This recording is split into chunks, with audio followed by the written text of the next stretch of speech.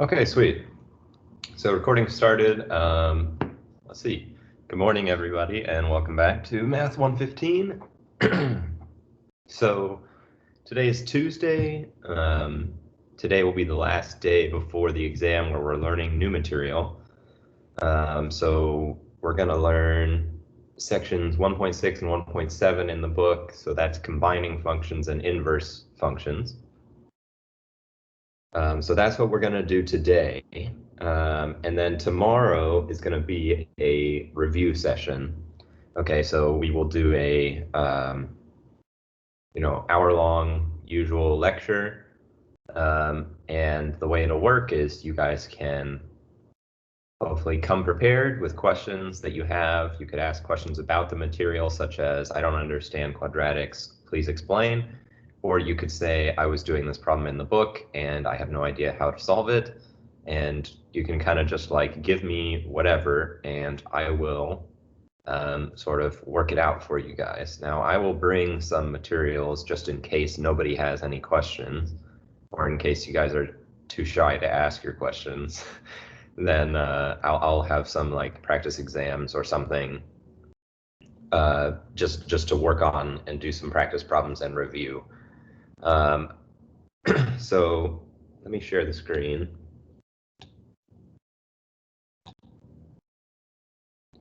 And then I'll do a couple announcements.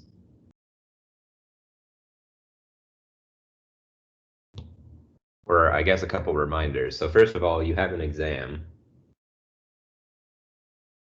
2 days from now. So that's on Thursday.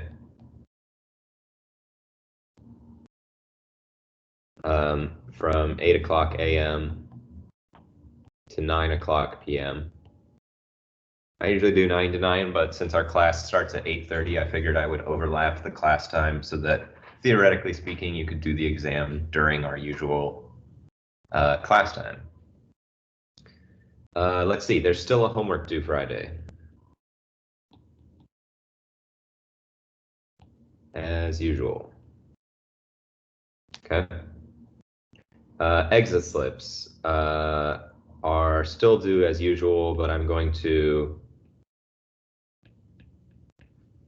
say I'm going to have no exit slip on Wednesday or Thursday of this week. I know they're up on the blackboard, but I'm going to delete them.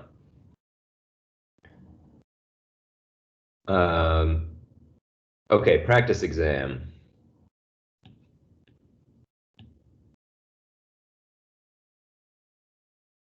I've posted the video solution guide to the practice exam. Okay, so if you guys, my recommendation would be to solve the practice exam on your own, or at least attempt and see where you stand, and then look at the solution and sort of grade yourself, and then see what you got wrong and see if you can understand why you got it wrong. If you still can't understand, then formulate a question for the review tomorrow, or formulate a question to ask during office hours, which I have office hours for 2 hours after the review session tomorrow. So it'll be like a marathon question and answer for me tomorrow. So the solution is posted to the YouTube. These notes are available on Blackboard.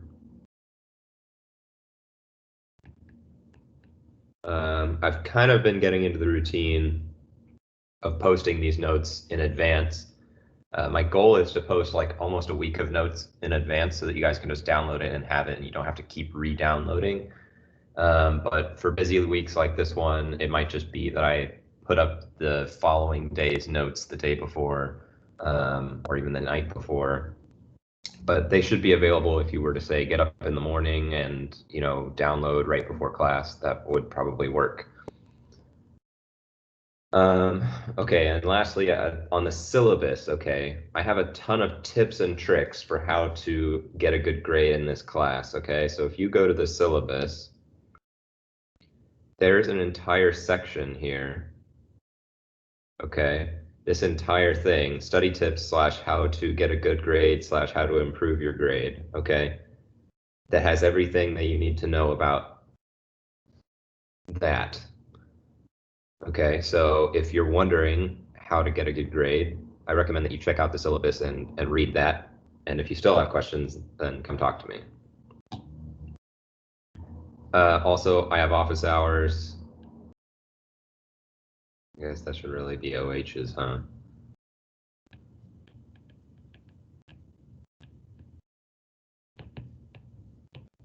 From 9:30 to 11:30 tomorrow.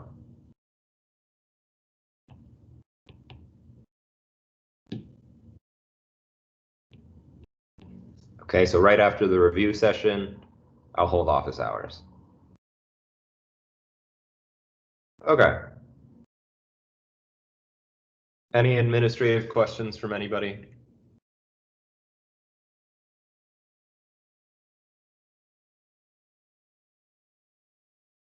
Yes, Jamie says, just a reminder, she's having a session tonight from 6 to 8 on Blackboard. Okay, so extra review session tonight with the SI.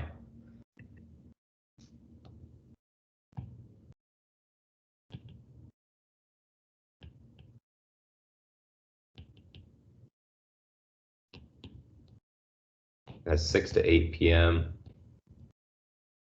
on Blackboard today, which is Tuesday. Okay, great. So, tons of help that you guys can get in order to help you study for the exam. Please make use of it.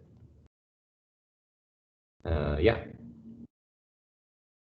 Okay, so I guess we'll get into the math now. And I apologize, these last couple lectures have not been super collaborative. I want to have some more kind of student involvement, but I think we're going to have to kind of rush today to get everything in time before the exam because I somehow got myself behind. But once we're done with the exam, we should kind of have a little bit more of a relaxed pace. Okay, so let's just really quickly recap what we talked about last time. So last time we talked about how to do function transformations, including horizontal shifts, stretches and compressions, either vertical or horizontal. We talked about reflections, which remember we can reflect about the x-axis or reflect about the y-axis, depending on whether these transformations are happening inside or outside of our parentheses. And we talked about how to do vertical shifts. Okay. And at the very end, we did this example about how to do multiple transformations at once. Okay. And so the heuristic that we use for something like this is to first look at our function and try to identify what is the parent function that we're sort of transforming here. Okay. And it looks like we're applying a bunch of transformations to the original function f of x equals x squared. Okay? So if we want to draw the graph of this thing, I mean, we could use standard graphing techniques to graph this thing, no problem. But what's going to be the way we kind of understand the graph of this function as a transformation is we just consider what does the graph of f of x equals x squared look like, and then let's take that graph and do a few things to it, okay? And the first thing we do is we horizontally shift to the left. Let me use pink to describe what I'm doing. We shift to the left 1 unit, to the right 1 unit, because we have a minus sign. Remember that minus sign is going to kind of trip us up. So we go right 1 unit.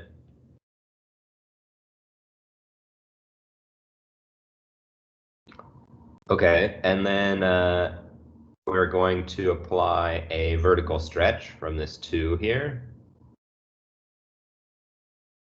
Okay, so we stretch by a factor of 2. Next up, we reflect. Since this minus sign is on the outside, that means that we're going to reflect across the x-axis. And then finally, we would shift the whole thing up 3 units. Okay, so that's how we would apply these transformations in order to draw the graph of this function just by understanding what the graph of f of x equals x squared looks like.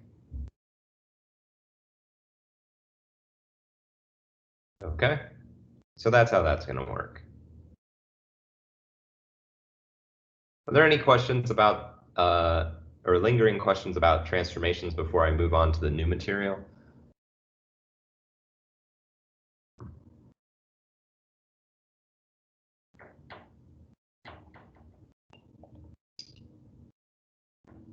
Is this stuff clear to you guys? Could I get some feedback in the chat? How do we feel about it? It's okay, or it's great, or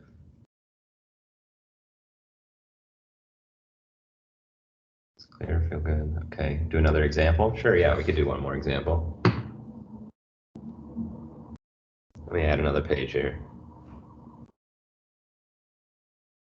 Okay, I'm going to go through this example a little bit quickly, but if you want to see more examples, bring questions to office hours tomorrow, and we can do even more. Let's try this one, though. F of x equals, I don't know, absolute value of negative, no, we'll do absolute value of x minus x plus 1, all being multiplied by 1/2, and minus 2. Okay, so our original function we call the parent function was f of x equals the absolute value of x. Okay, and it's being transformed in these ways. We can see we're multiplying by 1/2, we are adding 1 on the inside, and we are subtracting 2 on the outside. Okay, so if we go back to our key here, it tells us that well, it's all the way up there, but it tells us that the order we should do is we should do horizontal shift first, and compressions, any reflections, and then a vertical shift.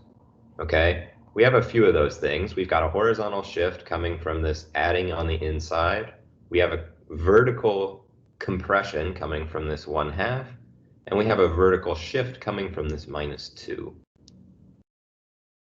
Okay, so if we want to graph this, we might graph our original, which, remember, absolute value sign function just looks like this.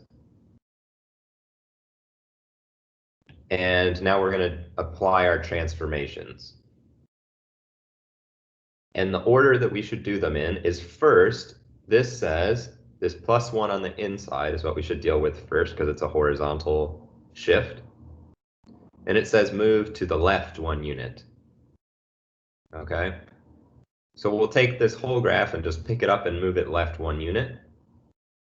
And then we're going to apply this vertical stretch here, or compression really. So we do the plus 1 first on the inside, and now we're going to work with this 1/2 here. Okay, which means we're going to vertically compress, which means that everything is going to get moved down by a factor of 2. Okay, and also the whole thing is going to get moved left by 1 unit. And then we're also going to have to apply this final vertical shift, which is this minus 2. It says we should also move the entire thing down 2 units. Okay, so the final thing might look something like this. The vertex of it is definitely going to be at -1, -2. Okay, that's from our shifts.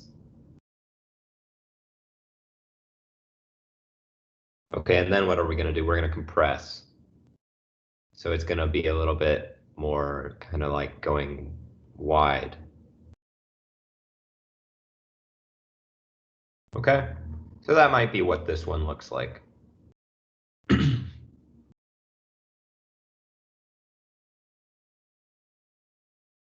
All right.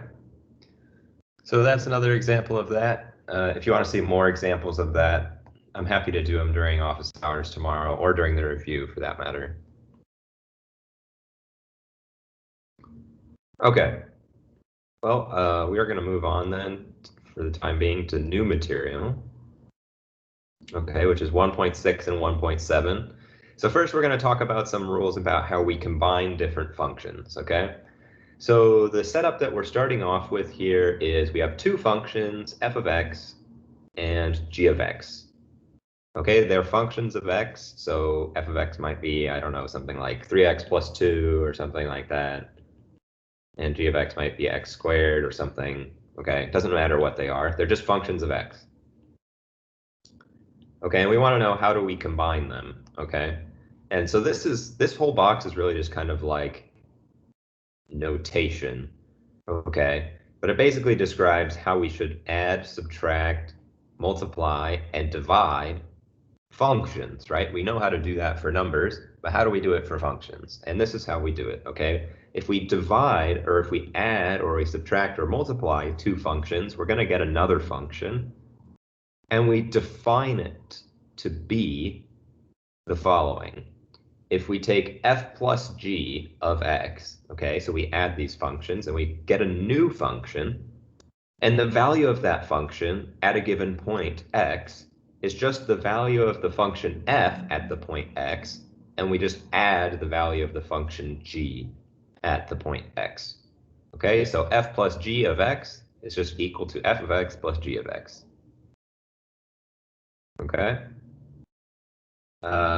Likewise, f minus g of x, all we do is we just take the value of f of x and we subtract the value of g of x. Okay, so what this is really saying is this is the name of it. Okay, f plus g of x is the name of a new function, and the value of that function when we plug in x is going to be the value of f at x plus the value of g of x. That's the rule, the new rule for that function. Okay, likewise, again, for multiplication, this is the name of the function, fg of x, okay, is a function. And its value is the value of the function f at x being multiplied by the value of the function g at x. That's the function rule. Okay, so on the left we have the function name, and on the function rule. Okay, and the last one, we've got f divided by g, and again, it's just going to be the value of f at x divided by the value of g of x, provided that the value of g of x is not equal to 0. Okay, this is a pretty important caveat, right? Because we can't divide by 0. Okay, so these are just definitions of how we do this. Okay, and the domain of each of these new functions, okay, it's just going to be the common values of the original functions, or of their domain, that is. Okay, except in the last case, when we're doing the dividing, we have to also exclude any values where g of x is going to be equal to 0. Okay, so let's see some examples here. We'll do this example. Okay, so we have f of x equals the square root of x plus 2, and g of x is equal to the square root of 5 minus x.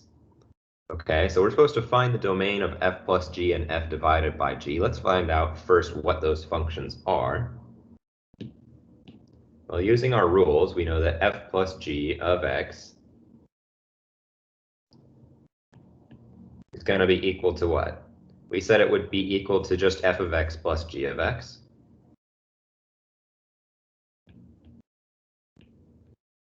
And that's going to be equal to, well, just what those functions are. Square root of x plus 2 plus the square root of 5 minus x.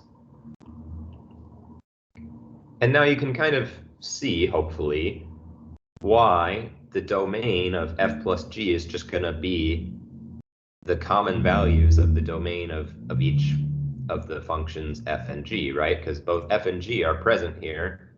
So if we have a value for which g of x doesn't make sense, then the entirety of f plus g is going to not make sense, because g of x is kind of present in the right-hand side, right? It's part of the rule.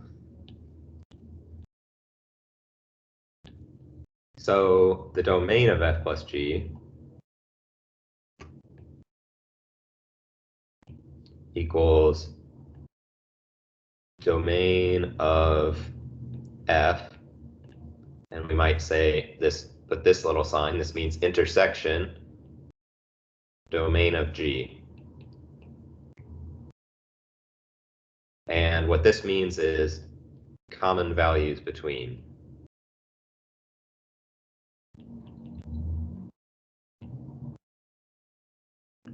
Okay, so we might say we should have x, whoa. So from f, we get something like x should be larger than -2, larger than or equal to -2, intersect the set where we have 5 minus x as x should be smaller than or equal to 5, right? Okay, and if we want both of these two things to be true, that's going to give us x should be larger than or equal to -2 and less than or equal to +5. Okay, where this less than or equal to +5 here is going to ensure that g of x makes sense. And the x being greater than or equal to 2 is going to ensure that f of x makes sense. And as long as f of x and g of x both make sense, then f plus g of x makes sense. That's basically the logic here.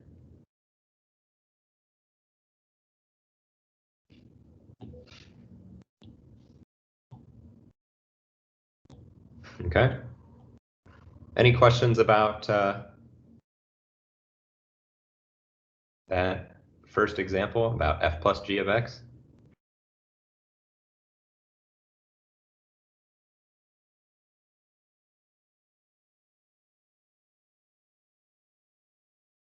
Okay, then we'll move on to the second part of the problem, which is asking us about f divided by g of x. So let's first write down what that's going to be. Well, we said it's just going to be equal to f of x divided by g of x. And that is just going to be equal to the square root of x plus 2 divided by the square root of 5 minus x. And now you can kind of start to see why it's going to be a problem if g is going to be equal to 0, right? We can see here that, yes, we still have both of these square roots here, okay? So we're definitely going to inherit this property from the domain of f plus g. We're definitely going to need that to be true still, or else one of those square roots will not make sense. But we also have to consider the possibility that the denominator is equal to 0. Need to throw out square root 5 minus x equals 0. Okay, and if we were to solve this, we'd get 5 minus x equals 0. And then we would get x equals 5. Okay, so we need to remove x equals 5 from the domain. So the new domain would be -2 is less than or equal to x is strictly less than 5. Okay, because we still need this -2 less than or equal to 5 less than or -2 less than or equal to x less than or equal to 5. We need that to be true. And we also require that this denominator not be 0. Okay, and there is a value in this domain, which we had for f plus g, which might cause that denominator to be 0. So we remove it by just writing a less than sign instead of a less than or equal to sign, because kind of conveniently it happened to occur at the border of our domain. Okay? So when we're talking about domain of these functions, we just need to consider, basically combine the common values from the domain of each of the functions which we are combining, unless we're doing a quotient, in which case we also need to remove the possibility of having the denominator be 0. Okay, any questions about adding, subtracting, multiplying, dividing functions and finding the domain thereof before I move on to a new topic?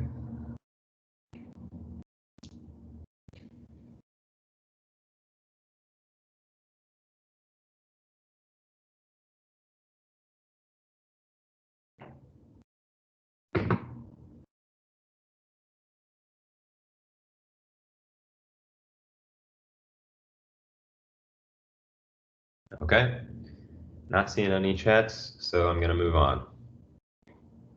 And we're going to talk about compositions of functions, okay? Now, compositions of functions is a topic that a lot of students seem to struggle with. Okay, and my goal today is to explain it in a way that you never struggle with this again. So we'll see if I can accomplish that. Okay, so the basic process of composing functions is kind of what this diagram is showing. Okay, what we're going to do is we're going to take our two functions, which remember we can think of those as being like machines, right? And our machine G here, well, when we feed in a number x, then out pops some other number, and we call that other number g of x. Okay, and the composition of functions is kind of like we're going to put these two machines back to back, and something's going to go in one side of G and come out, and then immediately go into F and then come out of F. Okay, so the number that originally goes in is just X. Okay, and then once it goes through the G machine, it becomes G of X. And then it immediately goes into the F machine, and it comes out the other side as this number, which we call f of g of x, okay? Now, we can sort of consider if we were to put a big box, like this orange box, around all of this stuff on the inside and cover up the fact that there were any functions in there, okay? And then you brought a new person into the factory, they would just see this orange box here. That's a function. And what does it do? It takes x, and then out the other side pops some value. It's like a new function. Okay? It's like a new function. Okay, so that's what's kind of going on here. So let me clarify some notation first. Okay, the notation we use is this F circle G, okay, this little circle sign here. And what we mean by that is we say something like F composed with G.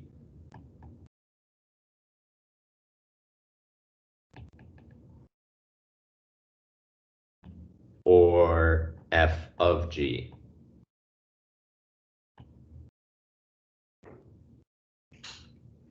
Okay, so that's what we say for that. And what it really means, remember this on the left-hand side is going to be the, this on the left-hand side is going to be the name of the function. Okay, and the rule of the function is we take g of x and we plug it into f of x. Okay, that's going to be how we do compositions of functions. Okay, I think the confusion that some students can get is that when we draw this picture here, they're confused about why is g on the left and f on the right, when we write it down, f is on the left and g is on the right. I think that's where most of the confusion stems from, so let me just clarify that immediately by saying that this is just the diagram, okay? And if you omit everything in this diagram from your memory and just remember this, you'll be okay, okay? Basically, what it's saying is that we consider what is the inside function. Remember, when we do PEMDAS, PEMDAS says that we should do whatever's on the inside of the parentheses first. So that's why we plug into g of x first in the diagram, okay? So we start with x, and we work our way out. So we start with x, and then we get g of x, and then we get f of g of x, okay? So that's why the diagram is in this order. Okay, so just remember PEMDAS, we work from the inside out.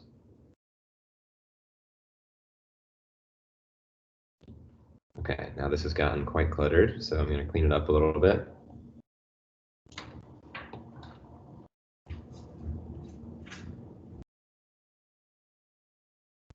And let's talk a little bit about the domain of a composite function.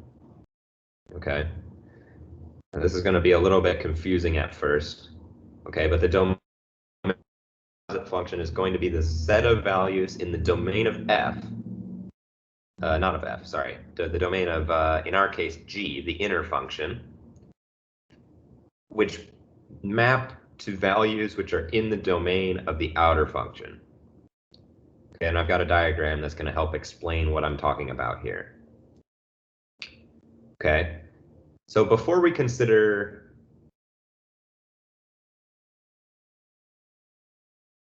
the case of the function f of g,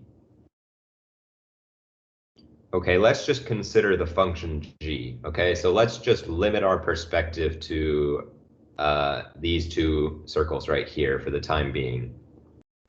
Okay, so g is some function which goes from its domain here, let me use a different color, its domain here into its range space. Okay, and we would call the domain of g, we would call it these two values here, which map to something else in the range space. Okay, so this is what we would call the domain of g.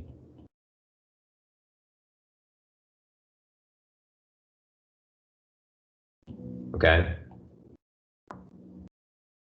Now let's limit our perspective to the second two here. Okay. In this case, we would call the domain of f just any of the values which are in this space which f maps from, which get mapped to something. So in this case, it's just m. So this is the domain of f.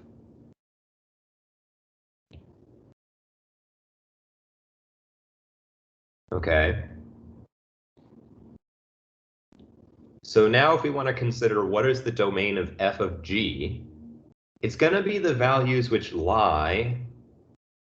Let me use red for this one. Let me use, I don't know, yellow. Yellow maybe? Yeah, we'll use yellow. If we want to talk about the domain of f composed with g, we want to consider the values which start in the far left one and get mapped to something in the far right one under the composition. Okay? And that is going to be exactly the values which are in the domain of g, which happen to get mapped to values which are in the domain of f.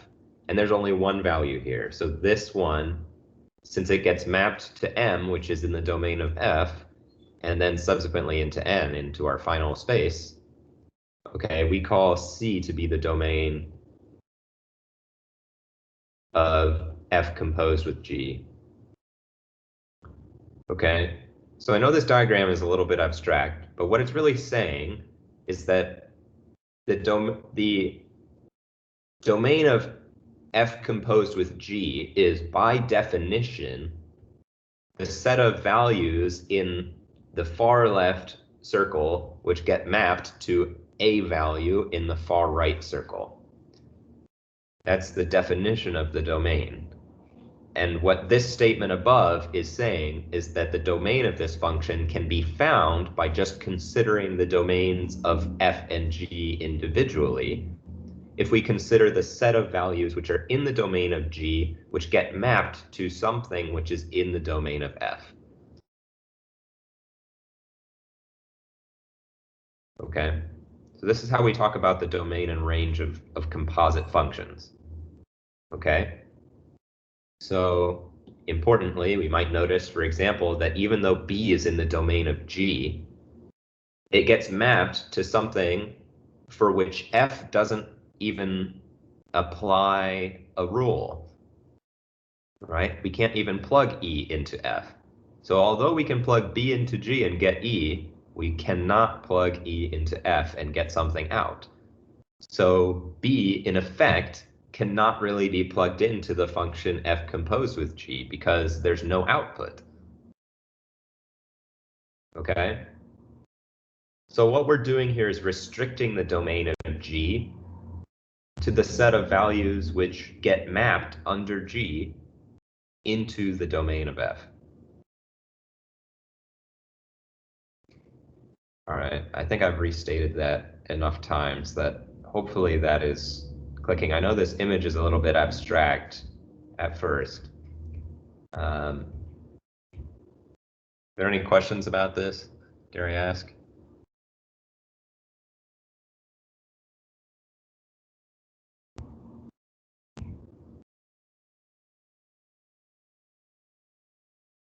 Is this on exam 1? Yes, everything up to today's lecture will be on exam 1. I mean, I might not give you like, something really abstract like this diagram for domain and range of a composite function, but domain and range are going to definitely be topics which will be covered on the exam. Composite functions will be covered on the exam. Whether or not they'll be tied up together is too specific to answer at this time. In fact, I don't rightly know because I haven't written the exam yet. Do I recommend that you do the homework before the test as practice? Absolutely, I do.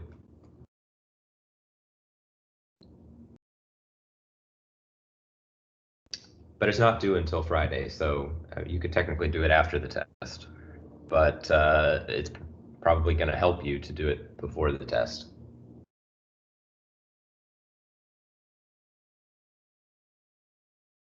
Okay. Let's move on from this domain and range of composite functions. It's a little bit abstract. So let me just go back to composite functions as a whole, and let's talk about how we evaluate them. Okay. So let's talk about how we evaluate it when we're talking about F composed with G, and what we want to do is we want to evaluate this when X is equal to 1. Okay. So remember, our picture looks like this. We've got our diagram. We have 1 going in here, and then it goes into the G machine, right? Because this is going to be equal to F of G of 1. So we're just going to treat with the inside first, right? We're going to do G of 1 first, and then we're going to get that number and then plug that in for X in the function F. Okay, so our diagram, let's complete it. Out pops G of 1, and then we plug that into F, and then out pops F of G of 1. Okay, so the first thing that we need to do here is take the number 1 and plug it into G and see what we get. Okay, so F of G of 1 is going to be equal to F of, and I'm going to plug in 1 into the function X plus 1. So that would be 1 plus 1. And that would be the same as doing F of 2. And from here, I think we know what to do. All we do is take 2 and plug it in for X in F. And that would be 2 cubed, and that equals 8. Okay?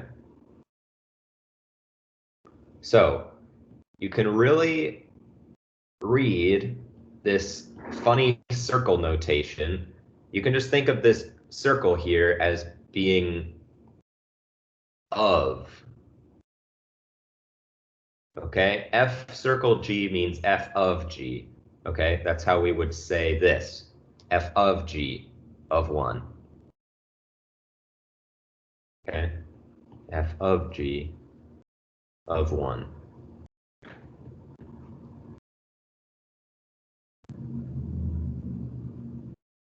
Okay, so this is how we just plug numbers in. Okay, it's just how we plug numbers in. But we also want to know, how do we actually, oh, well, sorry, I'm getting ahead of myself. Let's try the other way. Okay, well, let's try.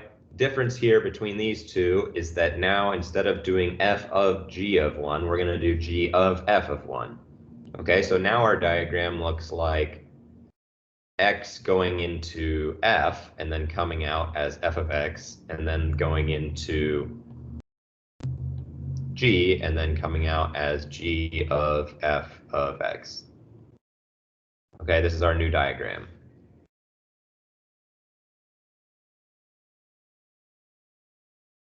Okay, so this is going to be equal to g of f of 1, right?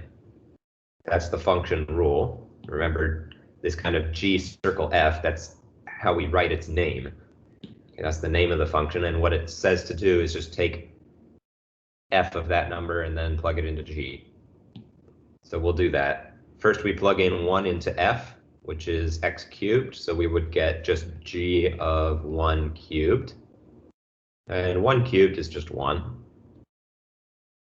And then we would plug 1 into g, and we would get 1 plus 1, which is 2. I think. Okay, so we can see that when we plug these functions into one another, what this example demonstrates is that order matters. Okay, we plugged in the same value. We plugged in 1 both times, but whether we plug it into g first and then into f, or plug it into f first and then into g, it changed the results. Okay, so that's an important fact about composing functions, is we're not just going to get the same value when we plug in the same number in and we just do it 2 different ways. Okay, there are lots of operations in mathematics that we can do in any order, right? Like adding or multiplying. But there's other operations, like, for example, subtracting and dividing, that the order really does matter. And what this is saying is that composition is one of those operations that when we do it, the order does matter, okay? All right, so this is how we evaluate composite functions when we have a specific number. But it's also kind of useful to be able to write down what is the rule for a composite function. Oh, we got one more example. Gosh, I'm getting way ahead of myself. Okay, next up is the rule thing. Okay, f of negative 1 would be, well, we just do f of negative 1 equals f of negative 1 cubed. And that would be f of negative 1, which would be equal to negative 1 cubed, would be equal to negative 1. Okay, so we can compose a function with itself. Okay, now what I wanted to talk about so badly, apparently, was how do we actually write down what is the rule for a composite function? Okay, and the key is to do the following. Plug function in with parentheses.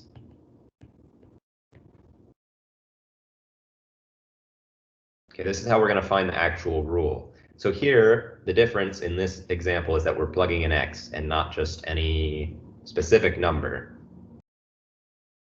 Okay, so this, we would write it as f of g of x. And what we're going to do is we're going to replace g of x here by the function rule with parentheses. Okay, we're going to be careful.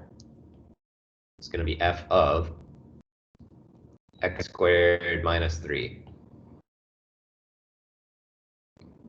And now what we're going to do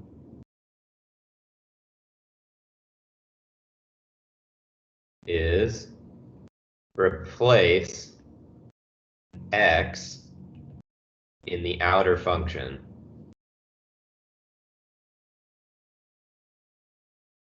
by the inner function.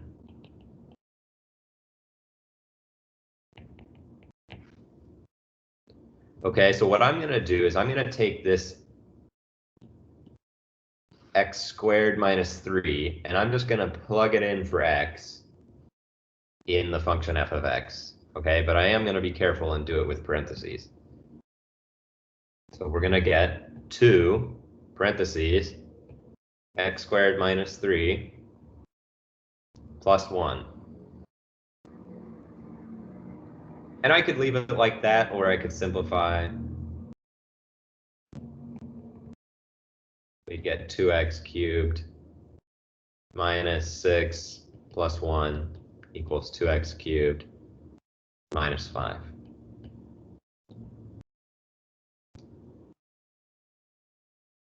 Okay, so that's how we find the rule for one of these functions. So let's do one more example, and then I'll see if there are any questions. We'll do g of f of x this time. So what we want to do here is g of f of x. And the way we're going to do that is just by writing g, and then on the inside, I'm going to write the rule for f of x here. It's 2x plus 1.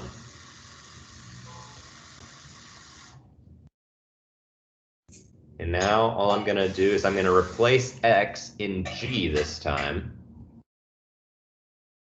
I'm going to replace x in g by the whole function f of x. Okay, so we're going to get parentheses 2x plus 1 squared, and then we'll add 3. Subtract 3.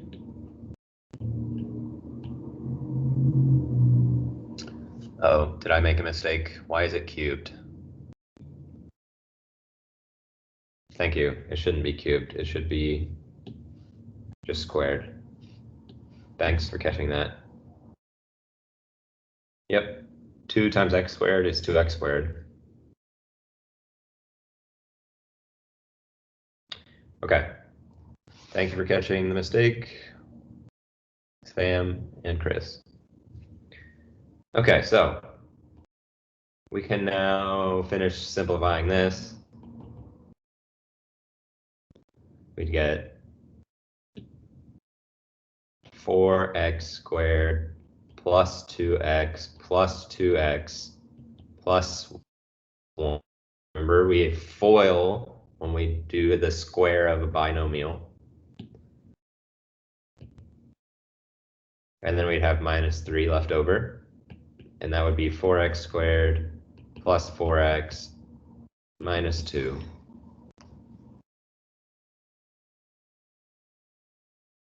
Okay. So what this is all saying is that, let me use blue to highlight. If we want to compute g of f of x, I can do one of two things. I can do this process of I first plug into f, and then I plug into g, or I can do a little bit of work up front and figure out what is the actual rule for g of f. And I can just say, if I want to find out what g of f is, just plug into this function, and that's sort of that. Okay. So this rule is kind of describing what the big box does, right? The big box which has other machines in it, okay? The new rule is describing what the orange box does to a number which goes in the left and comes out the right, okay? And it's kind of describing the end result of what that entire process is. Okay, so this is how we do function composition. All right, any questions about function composition at all?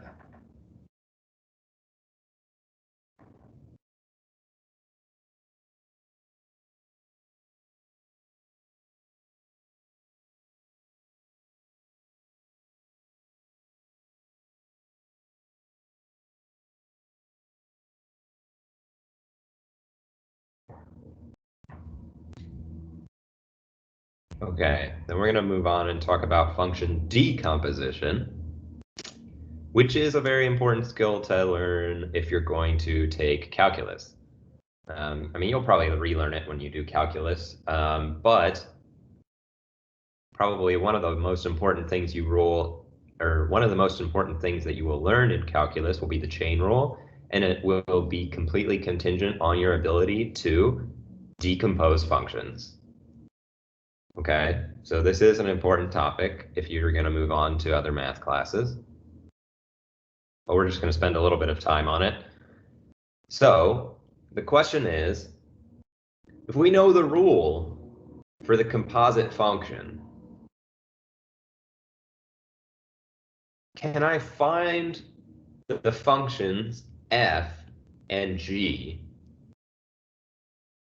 which make up this function? Here. Okay, so I want to find the functions f and g such that if I plug g into f, I get this function. Okay, so it's working backwards. I have the rule for the composite function, and I want to find out what the pieces are that I plugged in. Okay, what did I plug into what in order to get this? Okay, so let me ask you guys, what do we think might be a good candidate for the function g of x, the innermost function?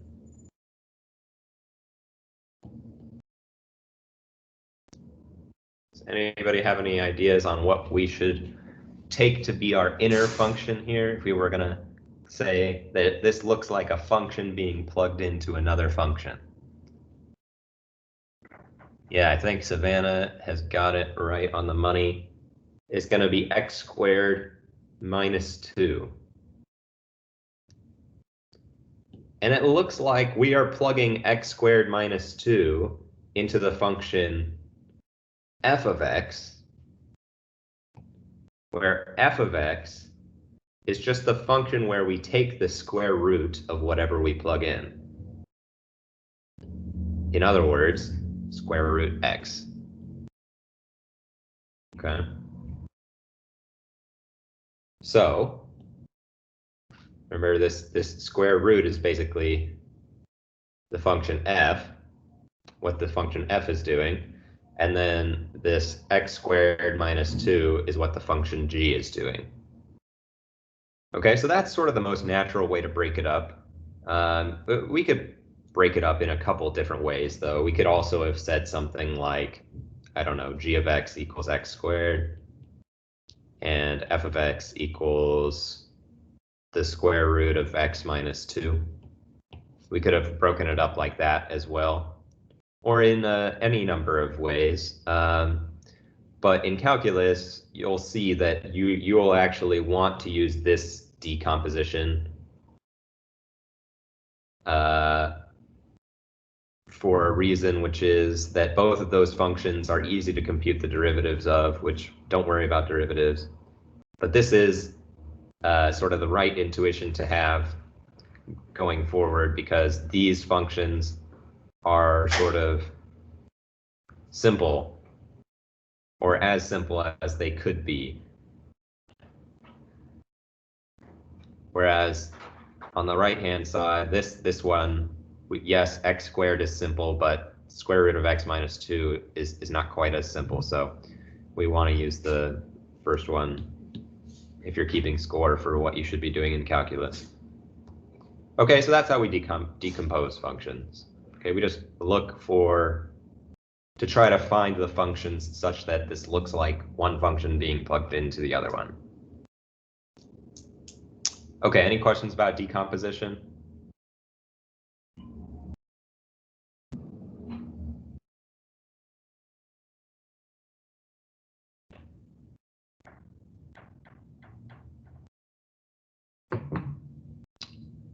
Okay, then we are going to move on.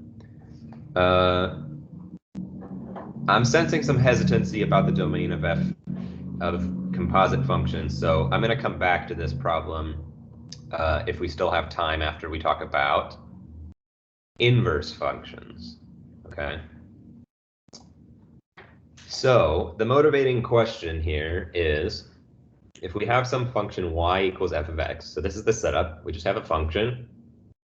We want to know if there's a function which we could apply to y to get back our original x. Okay, so in other words, we have a setup like this. We have a function f, and in goes x and out pops y. The question is, does there exist, that's kind of what this backwards e means, does there exist a machine g such that if we plugged y in on the left-hand side, we would get out x? Okay, in other words, this machine g would undo what f does. Okay, it would undo what f does.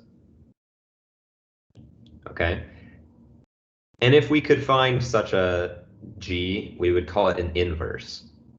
Okay, inverse should make you think reverse. All right, so think reverse. We want to reverse what the original function did and get back our original value.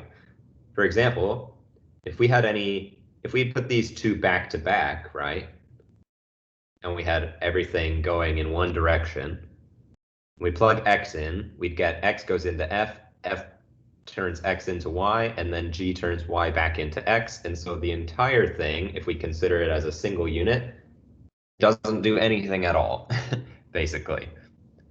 It just spits back out whatever you put in. That's another way to formulate the question. Okay, so before we talk about inverses, we're going to talk about a quality or a property of certain functions. And this property is going to turn out to be the property that we need to have in order to answer the question, can we find such a function, g of y, that's going to undo this? Okay. So that property is as follows. It's called one-to-one. Okay, sometimes people write it like this, or sometimes people write it like, sometimes people write it like one-to-one, like that. Okay. Or sometimes people use the word injective.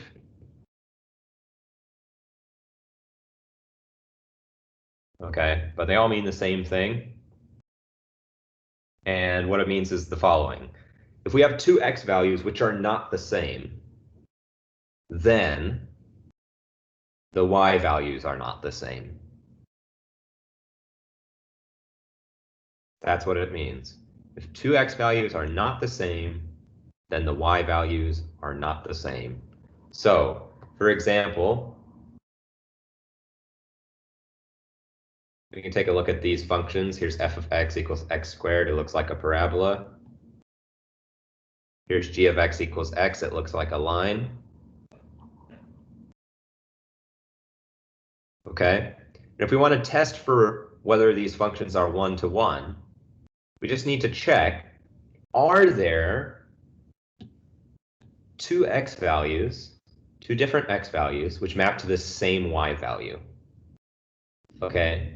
And unfortunately, for the graph of f of x equals x squared, that's true. We could take x1 or x2 here, and we could take x1 here.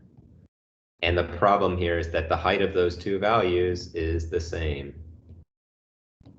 So we would say that this is not one-to-one. And we can kind of consider why this is going to be a big problem for finding an inverse function, right? Because an inverse function, what it's going to do is it's going to take the y value and it's going to map back to an x value. But if I give the y value, which is, I don't know, let's call this c, this height c. If I try to do f negative 1 of c, I'm going to get x1 and x2. So this function f inverse would have one value which maps to two different outputs. And that would not be a function at all. Okay, so this is the property that we need, and I've kind of alluded to this already, but it's definitely going to be true for the right-hand one, right? Let's see why. If I take x1 and x2 to be different x values, well, the height is necessarily going to be different. Okay, as long as x1 and x2 are different, the height is going to be different because we know that if there's a run, there's a rise. Okay, if there's a run, then there's going to be a rise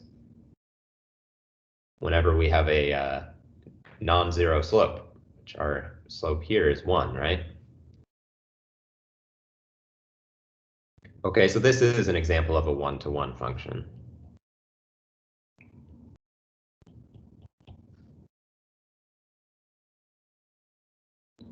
Okay. So let me talk a tiny bit more about one-to-oneness, and then we will talk about what this has to do with inverses. Okay, so there's a way that we can test these functions for one-to-one. Okay, and it's called the horizontal line test. Okay, it's just like the vertical line test, except we put our pencil sideways like this. And what we're going to do is we're going to move our pencil up and down along the graph of the function, and we're going to see if it's true that our pencil intersects the graph at more than one point. And we can see that as we move it up and down on the graph of g of x equals x, we're only ever crossing it at one point. Okay, but if we move our pencil up and down on the graph of f of x equals x squared, then we can see that pretty much everywhere actually along here, we're hitting the graph at 2 points, right? The point on the left side of the y-axis and the point on the right side of the y-axis, okay? So this is what we would call failing the horizontal line test, and this is what we would call passing the horizontal line test, okay? So if a function passes the horizontal line test, it is one-to-one. If it fails, then it's not one-to-one. Okay, so here's the notation we use for inverses. We say that if y is equal to f of x, then we call this the inverse function. And what it does is it says that f inverse of y is going to do the exact reverse operation of what f of x did. It's going to take y and give us x. Okay, and finally, we can talk about how we actually find it. This is the process we're going to do. What we're going to do is we're going to take our equation. In this case, y is equal to 3x minus 2. And we're going to switch the roles of y and x, and we're just going to solve for y. Okay, so first we're going to switch. And what do we get? We have x then is equal to 3y minus 2. And now what we're going to do is just solve this equation for y. I didn't leave myself enough space. So now solve for y.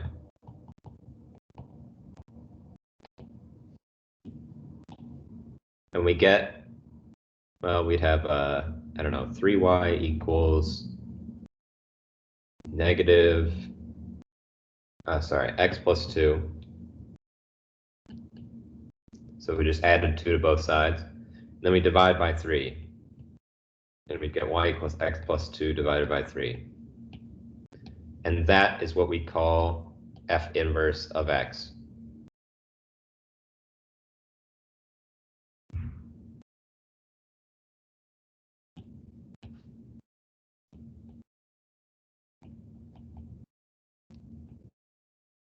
We're going to set our new y to be equal to f inverse of x.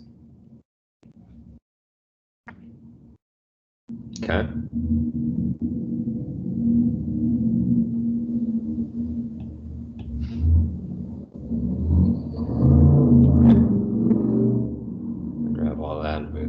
little bit so I have some room. Now we can always check. Is f inverse of f of x equal to x? This is how we check if we found the right inverse function. Okay, so let's try it. F inverse of f of x would be f inverse of 3x minus 2. That would be equal to 3x minus 2 plus 2 divided by 3. Simplify the top, we'd get 3x over 3. And that is indeed equal to x. So that's how we can check our work.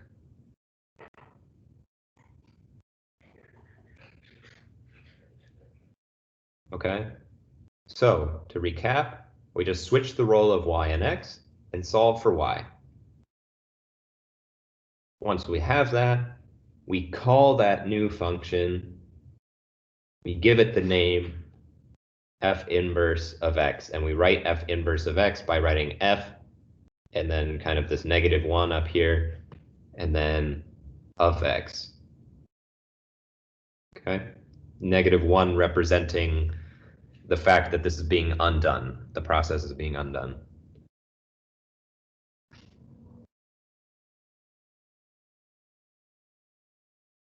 Okay, any questions about this first example or about how we're going to go about finding inverse functions?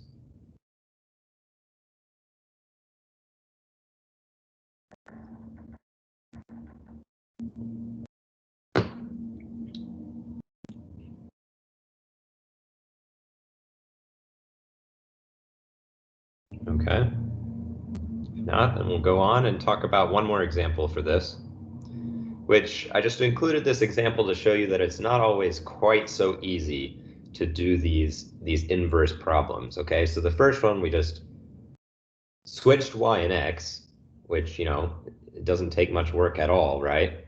But then we got to do this process of solving for y.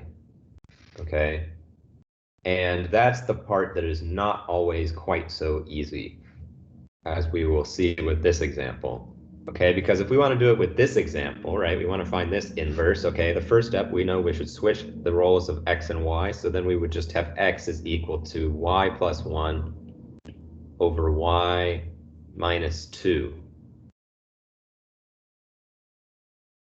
Okay, so we switched. Let me see how I'm doing on time. Oh, it's the last thing. Cool. So we switch these. And now comes the hard part. Now we have to solve for y.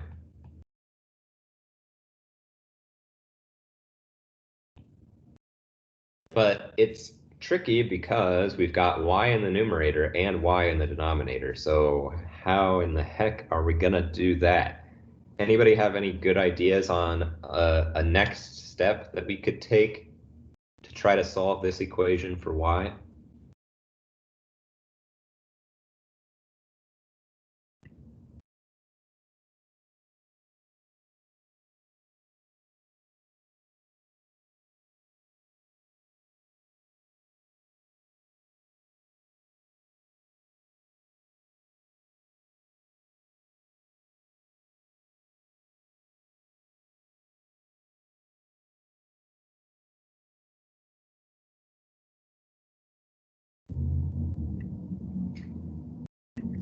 Okay, Morgan's got an idea. She says, multiply by y plus 2, cancel the denominator, and then combine like terms. I think that's a good idea.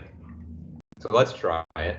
We're going to multiply both sides of the equation by y minus 2. Cancel the denominator, and we'll wind up with x times y minus 2 is equal to y plus 1. Okay, this looks a little bit more friendly. At least now we have everything in the numerator, right? Okay, and well, combine like terms, I'm going to take a little bit of a jump from what you said and assume what you mean here is that what we're going to do is we're going to distribute this x here onto each of these two things so that we can then just collect all like terms. So what do we have? We'll have xy minus 2x is equal to y plus 1. And now there's a bit of a tricky business here because we've got y on its own, but then we've got another y which is packaged with an x. Okay, so how should we proceed from here? If we want to solve this equation for y, what should we do?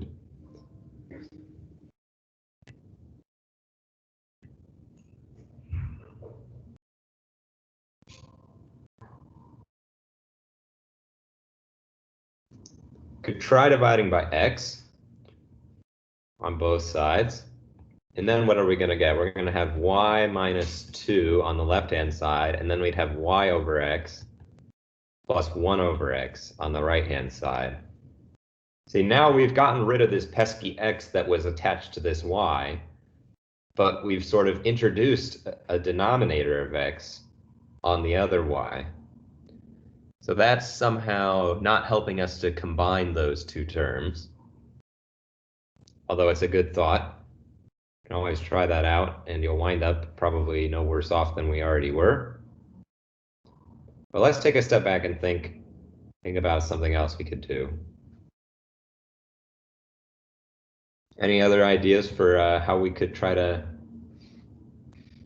treat this?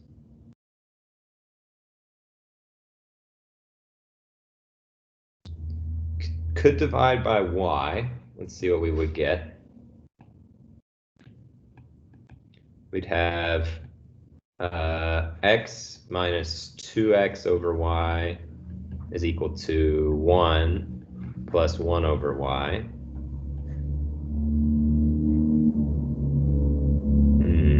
Again, here we've got a y tangled up with a numerator of 2x and a y tangled up with the numerator of 1.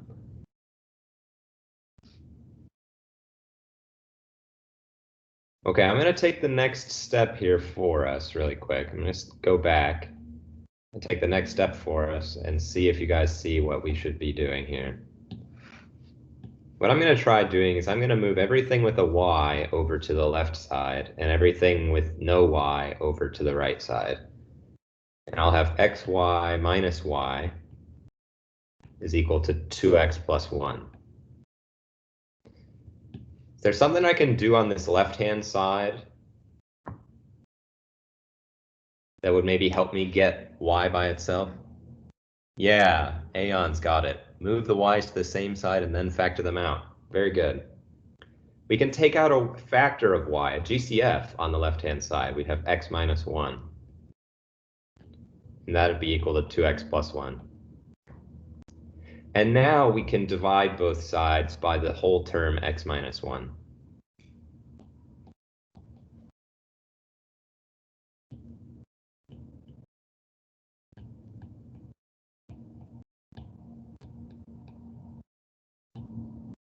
Very good. Okay, so that's how we can do that. Now we've got y by itself, so we call that thing the inverse function. Okay, so this whole example was to show you guys just how hard this process can actually be. And you know, if you wind up in this situation here where you get to this step, okay, the best thing to do is just play around with it and see, and remember that anti-distributing or taking a GCF out, okay, is really your friend with these inverse problems, okay? Anti-distributing is really going to help you when you have one of these inverse problems that has to deal with these like rational functions. Okay. All right. So thank you to everybody who sort of bared with me while I took us through on that.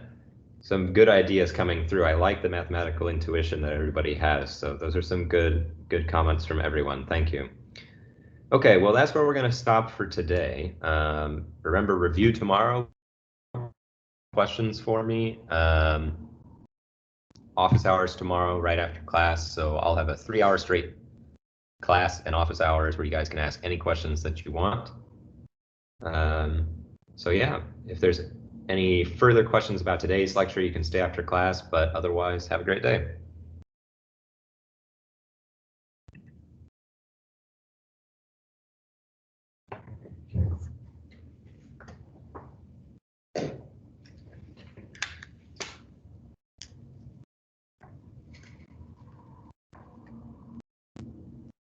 Yep, thanks. You too, Heidi.